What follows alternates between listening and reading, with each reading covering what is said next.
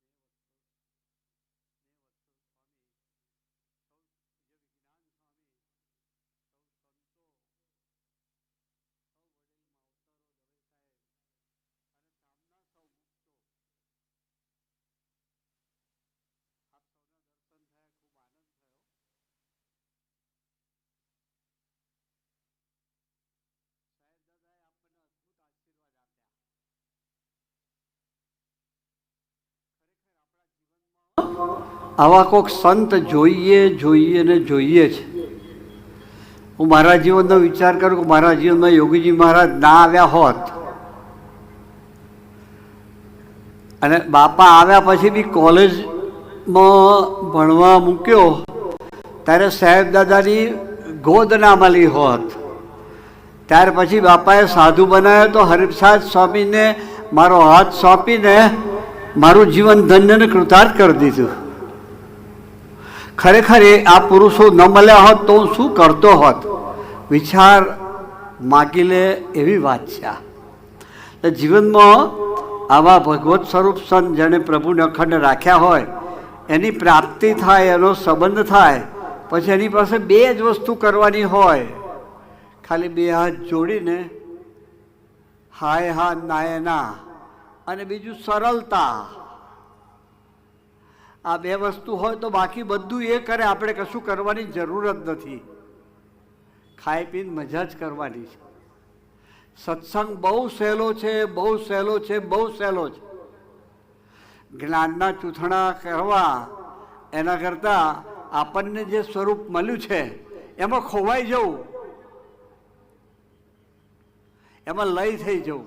સ્વામીજી કહેતા કે ખરેખર તમે ભગવાન શ્રી રામના ઉપાસક છો તો હનુમાન જેવો સાધુ શોધીને એમાં સમાઈ જાઓ. આ શબ્દ વાપરતા. ભગવાન શિવ શક્તિના ઉપાસક છો તો ગણેશ જેવો સાધુ શોધીને એની ગોદમાં સમાઈ જાઓ. ભગવાન શ્રી કૃષ્ણના ઉપાસક છો તો સુખદેવજી જેવો સાધુ શોધીને એની ગોદમાં સમાઈ જાઓ.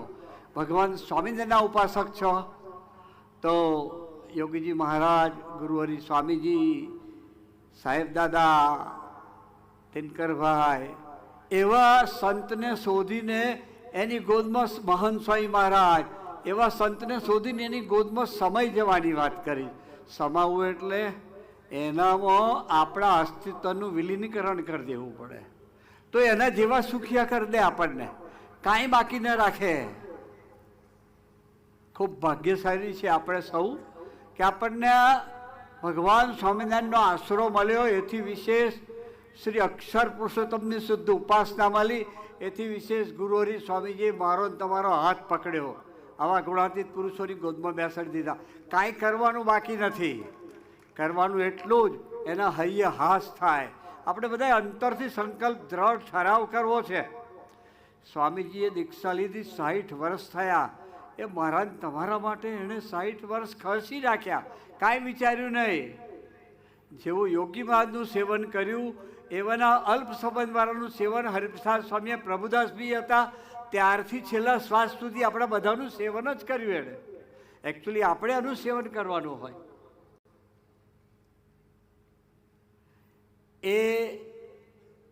એનું શું ઋણ વારી શકીશું આપણે? પણ ભેગા મળીને આ સંકલ્પ કરવો છે કે કેવળ કેવળ કેવળ એની રીતે જીવવું છે, એના ગમતામાં જીવવું છે અને એના બળે જીવવું છે. બસ આ 3 વાત પકડવી છે.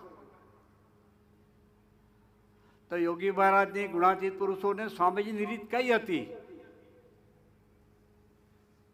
દાસતા દાસ. સાહેબ દાદા કહ્યું ને કે સ્વામીજીને દાસત્વ બહુ ગમતું. એ સવારમાં જાગે તો પહેલો શબ્દ દાસતા દાસ બોલે, પોડવા જાય ત્યાં છેલ્લો શબ્દ દાસતા દાસ.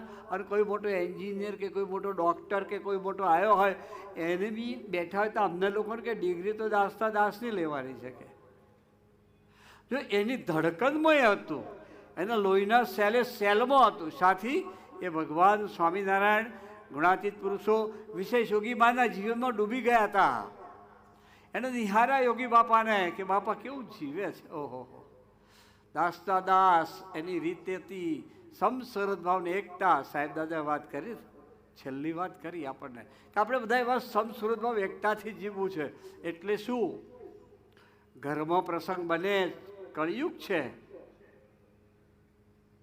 મંડળમાં પ્રસંગ બને જ, ઇવોલ્યુશનનો પ્રોસેસ છે આપણો, એટલે બનવાનું જ છે. અને સત્સંગમાં પણ પ્રસંગ બને અને ત્યાં આપણે કેવળ કેવળ કેવળ નજર મોટા પુરુષ તરફ રાખીએ, સ્વામીજી તરફ રાખીએ, સાહેબ દાદા કે દિનકરભાઈ એવા ગુણાતીત સ્વરૂપો તરફ નજર રાખીએ તો આપણે નાપાસ ના થઈએ. ત્યાં મોટા પુરુષ હારી જાય. ખરેખર સાચું કહું છું. મોટા પુરુષને હરાવવાનો સહેલો માર્ગ જ આ છે. એટલે એ સ્વામી કે અમે બાપાની રીતે રીત જીવ્યા, બાપાના ગમતામાં જીવ્યા. શું ગમે? પ્રથમ સોલને અઢાર, નો નેગેટિવિટી, કોઈના માટે નહીં. વેદ રસપંત મહારાજે કેવી વાત લખી છે કે કુસંગીનો અભાવ આવશે તો અક્ષરધામના દરવાજા બંધ છે. ભલે ગમે એટલી વાતોના ગપ્પા એ સ્ટેજ પર ઊભા રહીને મારતા હોય કે બેહી મારતા હોય, ત્યાં અદ્દલ ન્યાય છે. એ કાંટો જે તોલવાનું યંત્ર જ જુદું છે એનું. આપણે આટલી જ મૂળ સાધના કરવાય, કોઈને આમ પડવું નથી, કોઈના તરફ નજર જવા દેવી નથી. કેવળ કેવળ આપણે અને આપણા મહારાજ, આપણું સ્વરૂપ બે જ છે, બીજું કોઈ છે જ નહીં એવું માનીને જીવવું પડે આપણે. અને તો આ પુરુષો રાજી થાય, સ્વામીજી તો રાજી થાય. ત્રીજું કહ્યું સ્વામીજીએ, બાપાના બળે જીવ્યા. જુઓ, પ્રસંગો બહુ બન્યા. પ્રભુદાસ બી હતા ત્યારના પ્રસંગોનો પણ હું સાક્ષી છું. હરિપ્રસાદ સાહેબ બન્યા ત્યાર પછીના પ્રસંગોનો પણ હું સાક્ષી છું. એટલે કોઈનું કાંઈ નજરમાં ના લીધું, એક જ નજર રાખી, જોગી મહારાજ છે, બસ ભગવાન સ્વામિનારાયણ છે, કરતા હરતા. ઓહો, એક દિવસે કોઈ ભગત આવ્યા, 2 જણા પસાર થતા હતા અને બોલ્યા કે મારા બનાવેલા મને બનાવે છે. આ ઘરની વાત છે, હું તમને કહું છું. જો આપણે પાપ નથી કરવું, બધા જ આપણે એક જ બાપના દીકરા બેઠા છીએ. આપણે આ વાત આજે નહીં, કાલે નહીં, આ જન્મે નહીં, 100 જન્મે નહીં, કરોડ જન્મે આ જ વાત પકડવી પડશે અને કરવી પડશે. કોઈને તરફ નજર. ભગવાન સ્વામિનારાયણ વિચાર કરીએ, વચનામૃત ગ્રંથ કેટલી અદ્ભુત આધ્યાત્મિકતાની વાતો લખી, પણ મેક્સિમમ વાતો કોઈના તરફ નજર ના જવા દીધી, જવા ન દેવી એની જ કરી. 72 કે 73 વચનાત્મા ડાયરેક્ટ ઇનડાયરેક્ટ ભગવાન સ્વામિનારાયણ આ વાત કરી. એટલે આપણે આ વાત પાકી કરવાની છે, કોઈના તરફ નજર નથી જવા દેવી. અને પ્રથમ 18 ઇન્દ્રિયોને પવિત્ર રાખવી છે. આંખ, કાન, જીભ, એ જે આપણી 5 ઇન્દ્રિયો છે ને, પવિત્ર રાખવી છે, ભગવાનના કાયદે મહારાજના કાયદે જીવાડવી છે. સહેજે જ મોટા પુરુષ રાજી થાય. હાહાગરથલ કરવાની, નપાસ તો થવાના જ. નપાસ તો આ ગુણાતીત પુરુષોનું સ્વામી ભગવાન સ્વામિનારાયણ નપાસ ના થાય, બાકી બધા નપાસ થઈ ગયા આપણે. પણ રાત્રે ભજન કરી લઈએ, માફી માગી લઈએ, કન્ફેસ કરીએ, પ્રભુ ગુનેગાર છું, અપરાધી છું, ક્ષમા કરો, ક્ષમા કરો, ક્ષમા કરો. બસ ક્યાં જાય રાજીના, થવું જ પડે. પણ આપણે આવું જીવવાનો ઠરાવ કરવો પડે. શિક્ષાપત્રનો દ્વિશતાબ્દી મહોત્સવ ઉજવી રહ્યા છીએ આપણે. મહારાજે કેટલું અદ્ભુત આપણા સૌના માટે સર્વાંગી સુખી થવાય. મહારાજે કેવા આશીર્વાદ દીધા કે આ શિક્ષા પત્રી પ્રમાણે વર્તશે એ ધર્મ, અર્થ, કામ અને મોક્ષ ચારે ચાર સિદ્ધિને પામશે. લો, કોઈ દેશકાળનો પ્રશ્ન જ ના રહે, બધું જ મફતમાં મળી જાય. આપણે તરફ નજર રાખીને જીવવું છો. દરેકના સ્વધર્મ અમે ત્યાગી છે, તમે ગ્રહસ્થ છો. અમરીશો માટે પણ સ્વામીજી અમરીશ મંથનની બુક આપી છે. એ તરફ નજર રાખીને જીવવાનો ઠરાવ કરવાનો છે. સંકલ્પ તો કરીએ. સ્વામીજીનો દીક્ષાજીને ઉજવી રહ્યા છીએ આપણે, શિક્ષાપત્રનો દ્વિશતાબ્દી મહોત્સવ ઉજવી રહ્યા છીએ. આ દિવસે જે સંકલ્પ કરીએ સાકાર થાય. તો સ્વામીજી એવું કહેતા ભાઈ, તો આપણે આ ઠરાવ કરવામાં, સંકલ્પ કરવામાં ક્યાં નુકસાન છે? આ પુરુષો તરત રાજી થઈ જાય. બહુ લાંબી વાત નથી કરવી. 10:35 થઈ છે. બધા લાભે લાભે જવાના. બધા આવ્યા, ખૂબ ખૂબ ધન્યવાદ. સૌથી વધારે ધન્યવાદ અમારા મહેશભાઈને. એણે બીડું ઝડપ્યું સાહેબ દાદા. આ વિસ્તારમાં સત્સંગ સમાજ ઓછો, ખૂબ ઓછો સત્સંગ સમાજ. પણ એ આવ્યા કે મારી ઈચ્છા છે કે હું તમારો સત્સંગી નથી, મને કે, પણ સ્વામીજીનું કાર્ય મને ખબર છે, મને એમના માટે ખૂબ પ્રેમ ભાવ છે. મેં કહ્યું તો તમે સત્સંગી જ છો, તમને આ ભાવ છે ના કે આપણે અહીંયા આગળ સમયો કરો કે. મેં કહું અમારા ભક્તો બહુ નથી, તો કે એ ચિંતા ના કરતા, કે છાતી મારો. પણ ધન્યવાદ છે. બધા તાલી પાડો, એના નામની તાલી પાડો, એના નામની તાલી પાડો. ખરેખર ખડે પગે ઊભા રહ્યા હો છેલ્લે સુધી. મને કે કોઈ વિચાર ને કોઈ ચીજ, પણ ભક્તોએ પણ ખૂબ સાથ આપ્યો. ધન્યવાદ છે બધાને. ભેગા મળીને આપણે આવતે વર્ષે દ્વિશતાબ્દી મહોત્સવ શિક્ષાપત્રીનો ફાઇનલ સોપાન ઉજવવાનું છે. બધાએ તૈયાર થવાનું છે. 2 દિવસનો કાર્યક્રમ રાખવાનો સંકલ્પ છે. દાદા આશીર્વાદ આપજો, બધું પાર પડી જાય. આપ આશીર્વાદ આપજો. હા દિનકરભાઈ, તમે આશીર્વાદ, સરસ રીતે પાર પડી જાય. અને સંત સ્વામીએ સ્વામીજીના સ્મૃતિ મંદિરનું તૈયારી કરી છે, અને પૂરી તૈયારી થઈ જાય તો સ્મૃતિ મંદિરનું ખાતમુહૂર્ત પણ કરવું છે. અને એમાં યજ્ઞ કરવો છે. બધા 5000 કપલને બેસાડવા છે યજ્ઞમાં. બહુ ભવ્ય યજ્ઞ કરવો છે.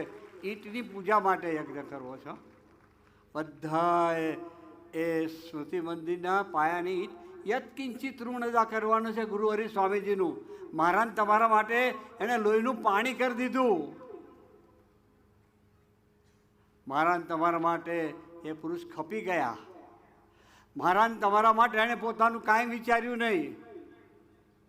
આપણને ખબર છે બધા પ્રસંગો, ભક્તો ખાનગી કરવા બેઠા હોય, યુરિન પાસ કરવા જોઈએ. સાહેબ દાદા, ધોતિયામાં યુરિન પાસ થઈ જાય, ત્યાં સુધી ભક્તો પાસેથી એ કેટલા ભક્તો વાલા માન્યા છે મને તમને. એણે વિચારીએ આપણે, નાના બાળક જેવી દશા.